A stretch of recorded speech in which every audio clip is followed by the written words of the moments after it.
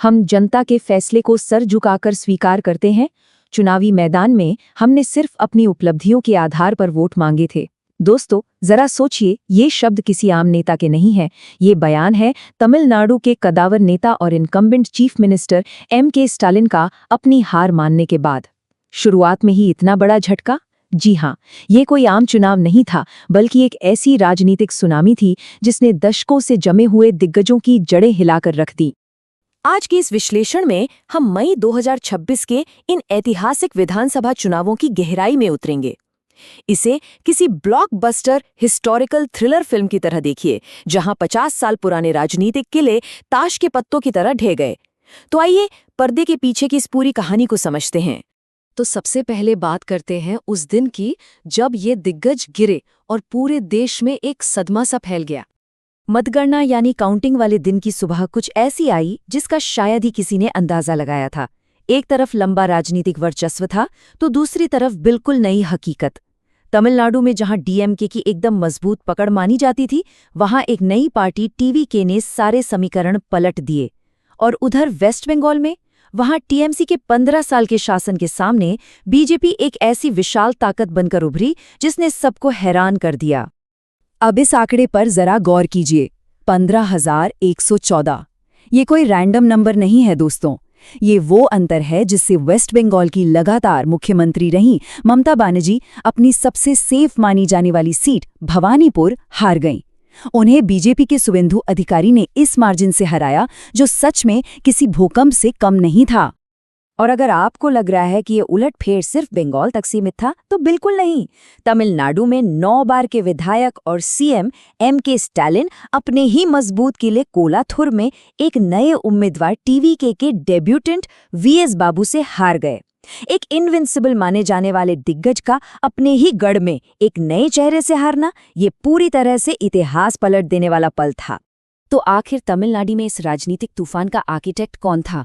ये थे सिनेमा के आइकॉन जो अब एक पॉलिटिकल डिसरप्टर बन चुके थे। मेरे दिल में ईमानदारी और हिम्मत है, और सबसे बढ़कर मेरे पास एक ऐसी भीड़ है जो मेरे लिए अपनी जान दे सकती है। ये डायलॉग फिल्म स्टार विजय ने 2010 की अपनी फिल्म सुरा में बोला था।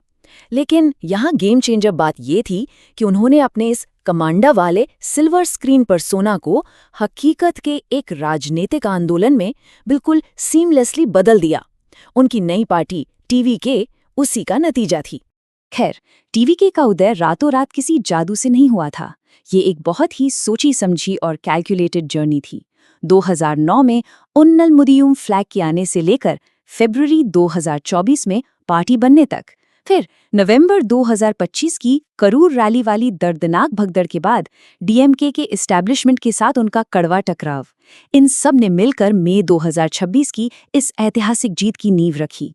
पर अब जहन में ये सवाल आना लाजमी है कि एक ऐसी पार्टी जो फील्ड में बिल्कुल नहीं है, उसने अपने पहले ही ट्राई में 50 साल पुराने द्रविडियन दबदबे को पूरी तरह से खत्म कैसे कर दिया, वो भी 35% वोट शेयर के साथ। इसका जवाब छिपा है TVK की 40 बिंदुओं वाली रणनीति, यानी उनके 40 पॉइंट ब्लूप्रिंट में। ये शासन की एक ऐसी मास्टर क्लास थी जिसने सब कुछ बदल दिया। ये सिर्फ वादे नहीं थे, एक सर्जिकल मास्टर प्लान था। महिला सुरक्षा और कल्याण पर उनका फोकस देखिए। हर महीने 2,500 रुपए की आर्थिक मदद, 350 कपड़ों में 500 महिलाओं की रानी वेलु नाचियार फोर्स, 24 घंटे चलने वाले कमांड सेंटर्स और 0 डार्क स्पॉट्स। उन्होंने सेफ्टी को सिर्फ बोलने तक नहीं रखा, बल्कि पूरी तरह से टेक ड्रिवन और इंस्टीट्यूशनलाइज कर दिया।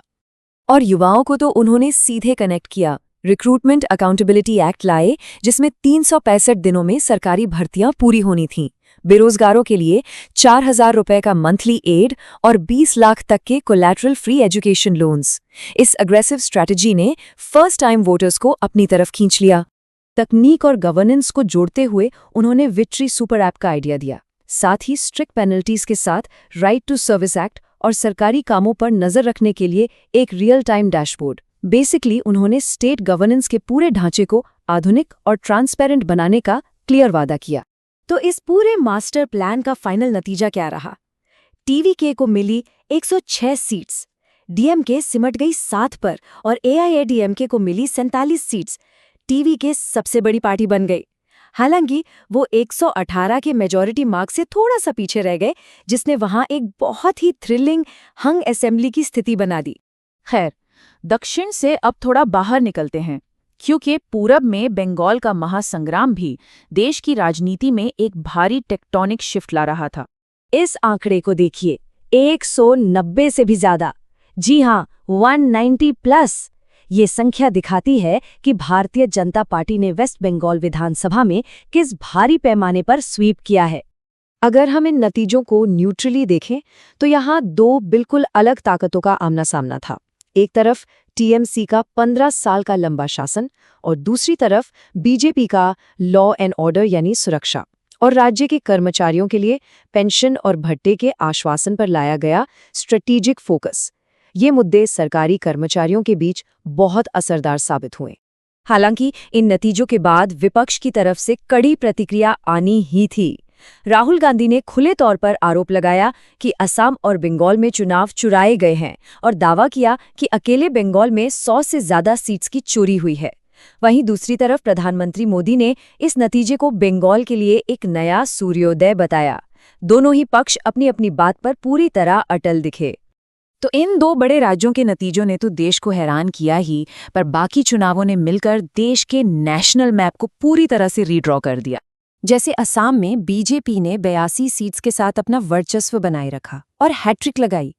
केरला में जहां यूडीएफ ने वापसी की, वहां बीजेपी ने ऐतिहासिक रूप से पहली बार विधानसभा में 3 सीट्स जीतकर एक बहुत बड़ा डेब्यू किया और पुडुचेरी में एनडीए ने अपना शासन सक्सेसफुली रिटेन कर लिया। तो अंत में सब कुछ देखने के बाद एक बड़ा सवाल खड़ा होता है दोस्तों। एक तरफ क्षेत्रीय दिग्गज सिनेमा से आए नए अंडरडॉग से हार रहे हैं और दूसरी तरफ राष्ट्रीय ताकतें नए इलाकों में तेजी से अपनी पकड़ बना रही हैं। ऐसे में ये भूकंप जैसे चुनावी शिफ्ट भारत के राजनीतिक भविष्य को आगे चलकर हमेशा के लिए कैसे बदलेंगे, ये वाकई में बहुत गहरी सोच का विषय है। आगे भी ऐसे ही डीपली रिसर्च्ड विश्लेषण के लिए जुड़े रहिए। तब तक के लिए सीखते रहिए और नए नजरिए से सोचते रहिए।